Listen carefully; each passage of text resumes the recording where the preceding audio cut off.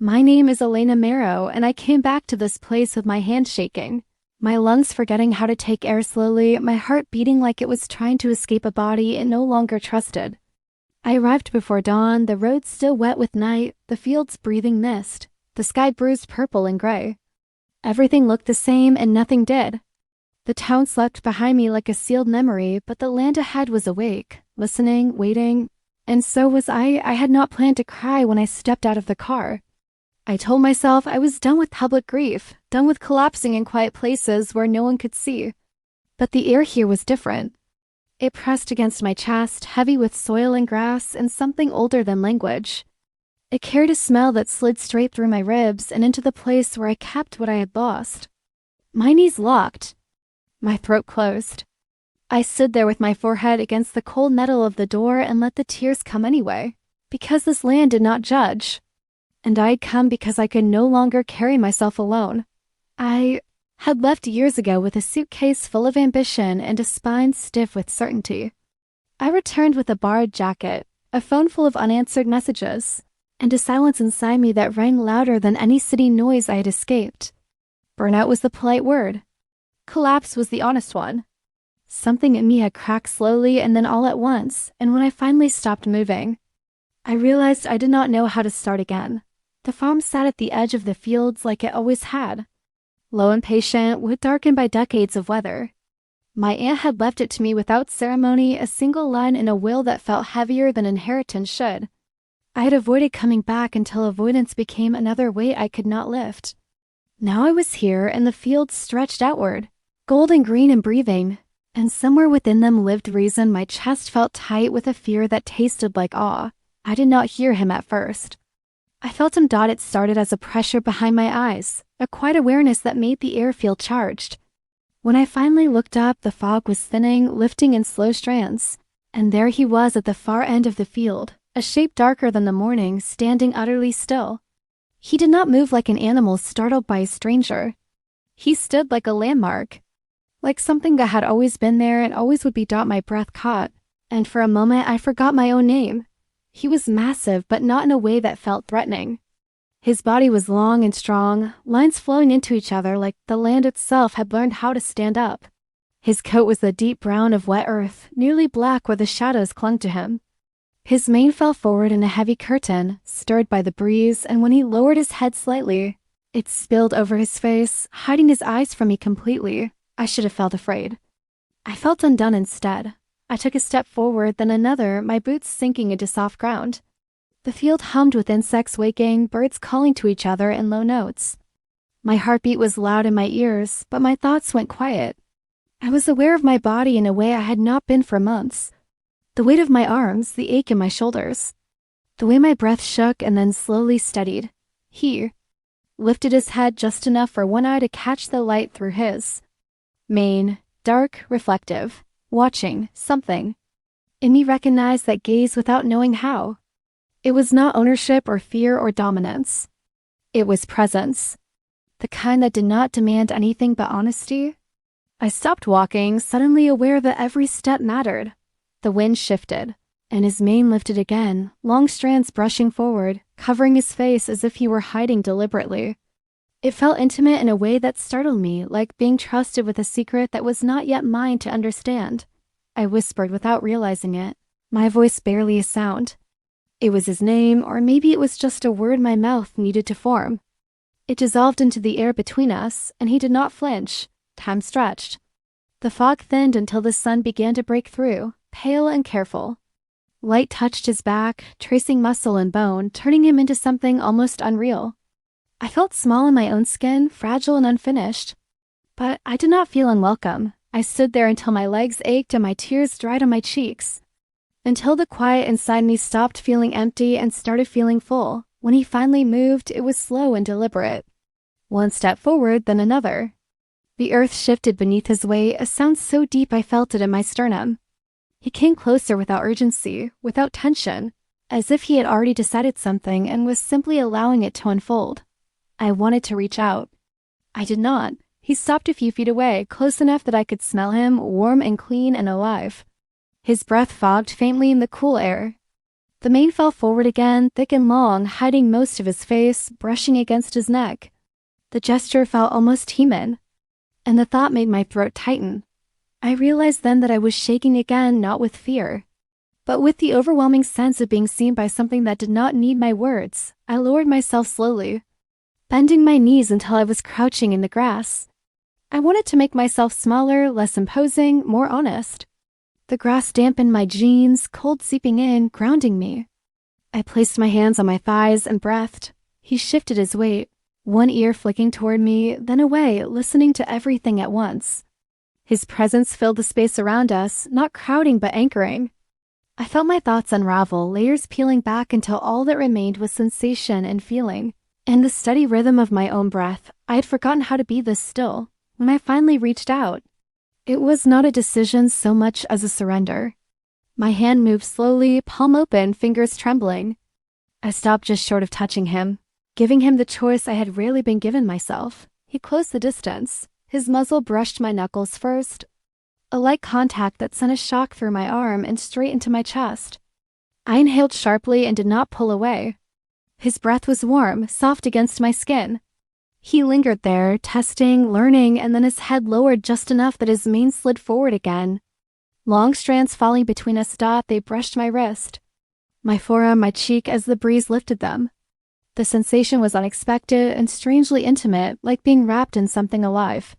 I closed my eyes, and for a moment his mane covered my face completely, dark and warm and moving with each breath he took. I did not cry then. I laughed, a broken sound that startled even me, half relief and half disbelief. My laughter trembled out of me like something that had been trapped too long, and when I opened my eyes, he was still there, unmoving, unbothered. As if he understood that release was not weakness, I rested my forehead lightly against his shoulder, careful, reverent. The heat of him soaked into me, steady and real. I felt my pulse slow. My thoughts softened around the edges. I told him things then. Not in words that made sense, not in stories with beginnings and endings. I let emotions spill out in fragments, grief without names, exhaustion without explanations. I spoke of nights that never seemed to end, of days that blurred together, of a version of myself I had lost somewhere between striving and surviving. My voice was low, uneven, but I did not stop. He listened. I knew he listened because he did not move away, because his breathing stayed even, because his presence did not waver. It felt like standing beside a mountain that had decided inexplicably to lean closer. When I finally fell silent, the field had fully woken. Birds cut through the air above us. The sun climbed higher, warming my back. The fog had burned away, leaving the world sharp and bright and impossibly alive. I realized how long it had been since I had felt alive without performing it. I stood slowly, my joints stiff, my muscles protesting. He stepped back to give me space, a courtesy that made my chest ache. I brushed grass from my knees and wiped my face with the sleeve of my jacket, suddenly aware of how wrecked I must look. He flicked his mane again, and it fell forward, covering his eyes in that familiar way. The sight made something in me smile softly. A private reaction I did not bother to suppress. I spent the rest of the morning moving through the farm in a daze, opening windows, letting light into rooms that smelled of dust and old wood. I unpacked nothing. I made tea and forgot to drink it. My thoughts kept drifting back to the field, to the weight of his presence, to the way his mane had brushed my face like a benediction dot by afternoon. The sky had turned a clear, endless blue. The fields rippled in the breeze, wheat bending and rising like breath. I found myself walking back without planning to, drawn by something I did not try to name. He was there again, closer this time, grazing near the fence. He lifted his head when he saw me, strands of his mane falling forward, sunlight catching in them. The moment stretched, familiar and new all at once. I leaned against the fence and watched him, my heart steady in a way it had not been in months. I felt the weight of the day settle into me, not as exhaustion but as something earned. Something real, I understood then, with a clarity that frightened and comforted me in equal measure, that this was not a coincidence. That whatever had broken in me had brought me here for a reason I did not yet fully grasp. That this horse with his quiet eyes and his long mane and his unshakable presence was not just part of the landscape. He was the beginning of something. As the sun dipped lower and shadows stretched across the field, I stayed where I was, breathing in the smell of grass and earth, letting the silence wrap around me. I did not know what healing would look like. I did not know how long I would stay, but for the first time in a long while, I did not feel lost. I felt held. He was already there, dot closer to the house this time, standing near the edge of the field as if he had shifted his entire world a few steps inward overnight. The sight of him sent a pulse through me, a mixture of relief and something like disbelief. I stopped walking without realizing it, my body reacting before my mind could catch up. His head lifted. That familiar curtain of mane slid forward, partially hiding his face, and again I felt that strange sense of invitation. Not a beckoning, exactly more like an open door that did not promise safety, only truth. I walked him slowly, aware of every footstep, every breath. The ground felt firm beneath me, the kind of firmness that reassures rather than resists. He watched me approach, unmoving, his body relaxed in a way that made my own shoulders drop without permission. When I reached him, I didn't reach out right away. I stood beside him, close enough to feel his warmth, close enough to hear the soft exhale of each breath. The sound grounded me. It was steady, unhurried, a rhythm my body wanted to follow. I rested my hand against his shoulder, finally, my palm flattening against muscle that shifted slightly beneath my touch. The contact was firmer this time, more certain. I didn't flinch when he adjusted his stance. I didn't pull back when his head lowered and his mane brushed against my arm again. Long strands catching on my sleeve before sliding free, the sensation stirred something in me, an echo of closeness I had not known how to name before. Not need, not dependence, recognition. We stayed like that for a long time, the morning unfolding around us. I listened to the land waking, to the distant sound of a tractor somewhere beyond the fields, to birds arguing in the trees. I spoke again quietly, telling him about the days I used to measure in deadlines and expectations, about how success had started to feel like a costume I could never take off. I told him about the night I realized I couldn't remember the last time I'd felt joy without fear following close behind. He shifted his weight, mane falling forward again, brushing my cheek. I closed my eyes and leaned into it just slightly. The contact felt grounding, like an anchor dropped into my chest. By mid-morning, I was exhausted in a way that felt clean. I left him grazing and went inside to shower, the water hot against my skin, steam filling the small bathroom. I stood there longer than necessary, letting the heat sink into me, imagining it washing away layers of tension I had carried for years. When I returned outside, towel-dried hair still damp against my neck. He was farther out in the field, head down, unbothered by my absence. The sight reassured me more than it should have. He was not waiting for me. He was simply there. Days began to stack on top of each other like that, slow, deliberate, unremarkable in ways that mattered. I learned the rhythms of the farm again, when the light hit the kitchen table just right, when the wind picked up in the afternoons, when the fields went quiet before dusk. And always there was him. I did not ride him. I did not lead him with ropes or bridles. I existed alongside him, parallel lives brushing close without crossing lines that neither of us had drawn. Sometimes I sat in the grass and watched him move, the way his body flowed with each step, powerful and unforced. Other times I stood at the fence and let him come to me, his presence filling the space without overtaking it. I started to notice the small things, the way one ear always turned toward me even when his attention was elsewhere. The way he seemed to sense when I was about to leave and shifted closer without hurry. The way his mane, long and heavy, seemed to have a life of its own, always falling forward at moments that felt charged, as if the world itself were leaning in. One afternoon, the sky darkened without warning. Clouds rolled in fast, heavy and low, swallowing the sun.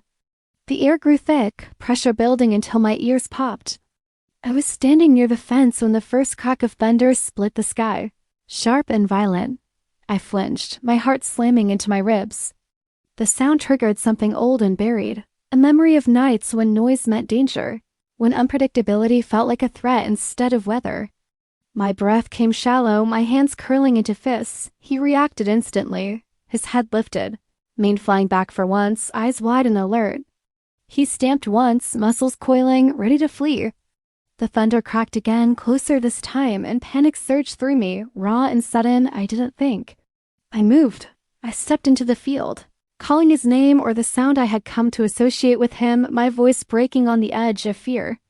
Rain began to fall, fat drops splattering against the ground. soaking through my jacket in seconds. He took a step away from me. Then stopped. Another thunderclap tore through the sky. Lightning flashing so bright it left spots dancing in my vision.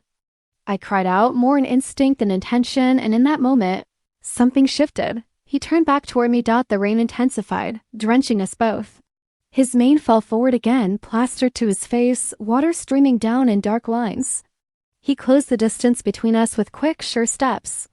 Stopping so close I could feel the heat of him through my soaked clothes, I reached out. Hands shaking, pressing my palms against his chest, grounding myself in the solidity of him. My breath came in ragged gasps, tears mixing with rain on my face. I buried my forehead against his neck, the smell of wet earth and animal and storm filling my senses. He stood his ground. Each thunderclap reverberated through him. Through me, through the land itself, but he did not bolt. He shifted his stance, muscles tense but controlled, and lowered his head until his mane spilled over my shoulders, heavy and wet. Wrapping around me like a living curtain, the world narrowed to the sound of rain and breath and heartbeat. I don't know how long we stood there. Time lost its shape. When the storm finally began to move on, thunder retreating into the distance, rain easing into a soft, steady fall, my body sagged with relief. I pulled back slowly, my hands sliding down his shoulders. My face felt raw, my eyes swollen, but inside me something had settled. The fear had not vanished, but it had loosened its grip. I laughed then. Shaky and breathless, the sound torn from me by sheer release. He flicked an ear, water spraying from his mane. And the gesture made me laugh harder until I was laughing and crying all at once. The storm leaving me hollowed out in full and equal measure. After that day, the bond between us shifted. It wasn't dramatic. There were no sudden transformations, no miraculous clarity. But something had been tested and held, and we both knew it. I felt it in the way he approached me now with a quiet confidence. I felt it in the way my body responded to his presence, tension easing without conscious effort. I began to notice my own changes too. I slept more deeply. I ate without forcing myself. I caught myself humming while washing dishes, a sound that startled me with its familiarity. The silence inside me softened, no longer an echoing void but a space where thoughts could settle without colliding. One evening, as the sun sank low and painted the fields in gold, I sat with my back against his side, my legs stretched out in front of me. He stood patiently, weight shifted just enough to accommodate me, his warmth seeping into my spine. His mane brushed my face again as he lowered his head, strands catching the light, and I smiled without thinking. I leaned into him, resting my cheek against his shoulder, and closed my eyes. For the first time since I had returned, a thought surfaced that did not feel heavy or frightening. Maybe I was not here to fix myself. Maybe I was here to remember. The realization unfolded slowly, like dawn creeping across the land. I did not need to become who I had been before. I did not need to rush towards some imagined version of healed. I needed to stand still long enough to let what remained rise to the surface. As darkness settled and the first stars appeared, I stayed where I was, breathing in time with him, letting the quiet stitch something back together inside me. I did not know what would come next.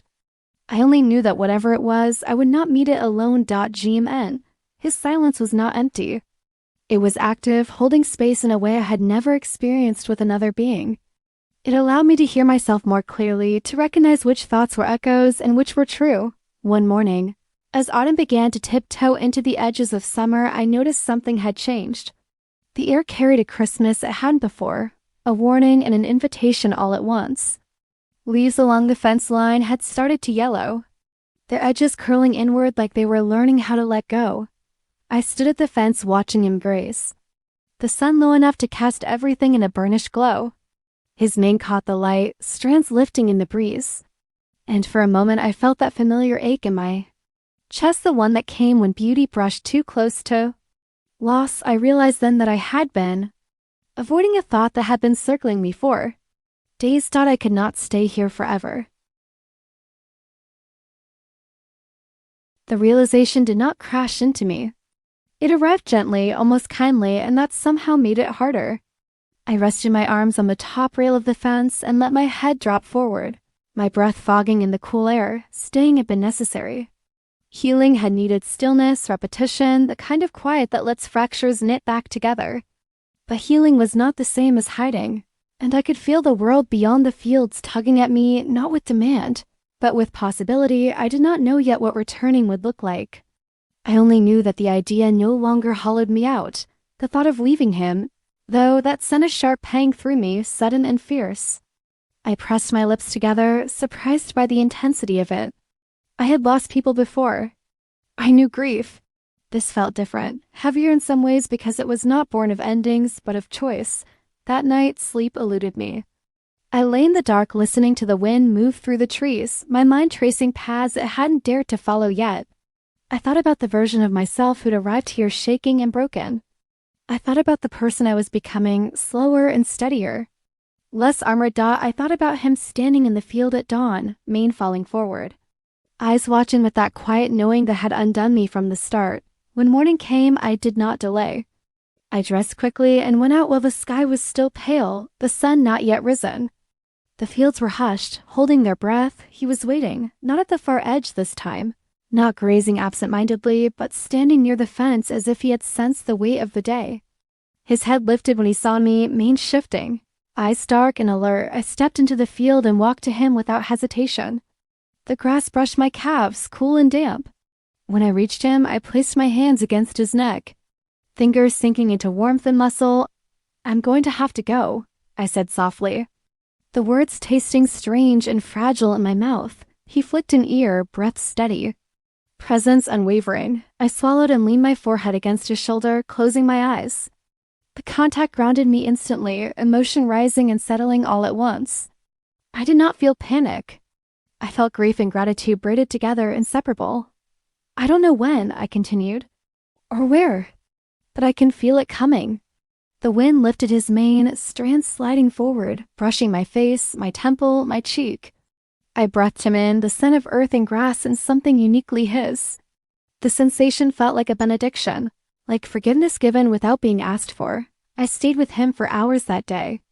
We walked the perimeter of the field together, my pace matched to his without effort. I let my hand trail along his shoulder, his side, memorizing the feel of him the way you memorize a place you know you will leave. At one point, he broke into a gentle trot, not away from me but alongside, energy flowing through him in a way that made my chest tighten with awe. I laughed, breathless, keeping up as best I could, my laughter carried away by the wind. The sun climbed high, then began its slow descent. Shadows lengthened. The day felt suspended, as though the world itself were giving me time to say goodbye in pieces instead of all at once. In the late afternoon, clouds gathered again, not threatening this time, just present. The light softened, diffused, wrapping everything in a muted glow. I sat in the grass with my back against his side, my legs tucked close, his warmth seeping into me. His mane fell forward as he lowered his head, strands resting against my shoulder and chest. I lifted one hand and let the hair slide through my fingers, slow and deliberate. The contact was intimate in a way that had nothing to do with possession and everything to do with trust. I closed my eyes and breathed. Images flickered through my mind, city streets, crowded rooms, conversations waiting to be had. Fear threaded through them, but it no longer dominated the picture. I felt stronger than I had in years, not because I was unafraid, but because I knew where to anchor myself when fear arose. I turned my face into his shoulder and let the tears come, quiet and unrestrained. They soaked into his coat, disappearing without ceremony. He did not move away. He shifted his stance just enough to support me. Solid and patient. When the tears slowed, I felt emptied out and full all at once. The ache remained, but it had softened around the edges. No longer sharp enough to cut. As evening fell, I stood and brushed the grass from my clothes. I rested my forehead against his one last time, breathing in the moment until it imprinted itself deep inside me. "I'll come back," I whispered, not as a promise etched in stone, but as a truth spoken in good faith. He lifted his head, mane sliding back just enough for me to see both eyes clearly. They were calm, steady, reflecting the dimming sky. He held my gaze, and in that look I felt something settle, and knowing that connection did not depend on proximity alone, I stepped away slowly, every movement deliberate. I did not rush. I did not turn my back until I reached the fence. When I finally looked back, he was still there, silhouette dark against the fading light, mane shifting gently in the breeze. I walked back to the house as night gathered, my chest tight and light at the same time. Inside, I packed with care, choosing what to take and what to leave behind. Each object felt weighted with intention. Before bed, I stood at the window and looked out at the fields one last time. The moon had risen, casting silver across the land. I could just make out his shape, standing quietly, as if guarding something sacred. Sleep came easily that night. In the morning, I left before dawn. The car rolled down the familiar road, fields stretching out on either side, mist rising in pale tendrils. I did not look back until I reached the bend where the land began to change. He stood at the edge of the field, just visible through the thinning fog. I pulled over and stepped out, the air cool against my face. I raised a hand, a simple gesture that carried more than words ever could. He did not move. He did not need to die. As I drove away, the ache in my chest remained, but it no longer felt like loss alone. It felt like something carried forward, something that would travel with me into whatever came next. The road stretched ahead, open and uncertain. For the first time in a long while, that uncertainty did not terrify me. I had learned how to stand still. I had learned how to listen. I had learned that healing was not an erasure of what hurt, but a widening of what could be held alongside it. And somewhere behind me, in a field shaped by wind and time, stood a quiet witness to who I had been and who I was becoming. I carried that with me, always.